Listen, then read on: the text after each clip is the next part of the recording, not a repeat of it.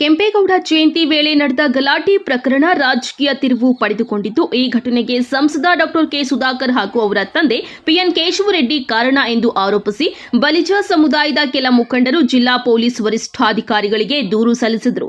ಈ ಬೆಳವಣಿಗೆಗಳ ನಡುವೆ ಚಿಕ್ಕಬಳ್ಳಾಪುರ ನಗರದ ತಮ್ಮ ಗೃಹ ಕಚೇರಿಯಲ್ಲಿ ಮಾತನಾಡಿದ ಸಂಸದ ಸುಧಾಕರ್, ತನ್ನ ಮೇಲೆ ವಿಶ್ವಾಸವಿಲ್ಲದ ರಾಜಕಾರಣಿಯೇ ಜಾತಿಯ ಆಶ್ರಯ ಪಡೆಯಲು ಮುಂದಾಗುತ್ತಾನೆ ಎಂದು ಪರೋಕ್ಷವಾಗಿ ಶಾಸಕ ಪ್ರದೀಪ್ ಈಶ್ವರ್ ವಿರುದ್ಧ ಟೀಕಿಸಿದ್ದಾರೆ.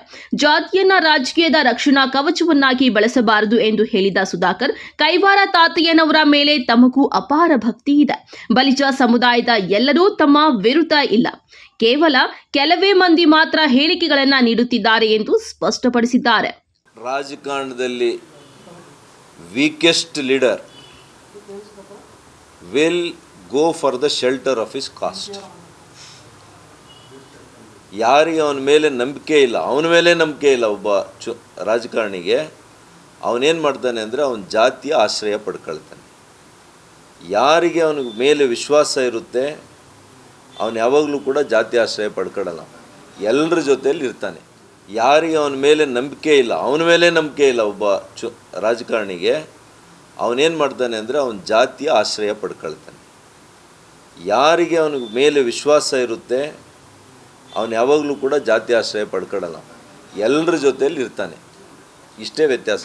ಇನ್ನು ಬಲಿಜ ಸಮುದಾಯದ ಅನೇಕ ಮುಖಂಡರು ತಮ್ಮ ಬೆಂಬಲದಲ್ಲಿ ಇದ್ದು, ತಾವು ಎಲ್ಲ ಸಮುದಾಯಗಳ ಜನರೊಂದಿಗೆ ಸೌಹಾರ್ದಯುತವಾದ ಸಂಬಂಧ ಹೊಂದಿದ್ದೇನೆ, ಯಾವುದೇ ಒಂದು ಸಮುದಾಯವನ್ನ ಗುರಿಯಾಗಿಸಿಕೊಂಡು ಮಾತನಾಡುವುದಿಲ್ಲ ಎಂದು ಹೇಳಿದ್ದಾರೆ.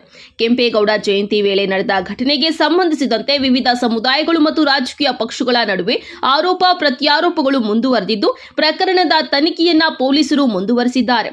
ಈ ನಡುವೆ ಸಂಸದ ಸುಧಾಕರ್ ಅವರ ಈ ಹೇಳಿಕೆ ಜಿಲ್ಲೆಯ ರಾಜಕೀಯದಲ್ಲಿ ಮತ್ತಷ್ಟು ಚರ್ಚೆಗೆ ಕಾರಣವಾಗಿದೆ.